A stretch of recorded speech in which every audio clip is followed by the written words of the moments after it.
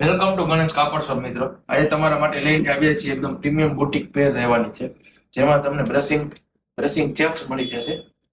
Korean ફિટમાં આવશે. આગળ પાછળથી ફિટિંગ ચેક કરી શકો છો. જે બોટમ વેરમાં ચાઇનીઝ ફેબ્રિકમાં જીન્સ મળી જશે. આની અંદર તમને બે પેટર્ન મળી જશે. એક મેં વેર કરેલી છે એ, અને એક આ બીજી પેર.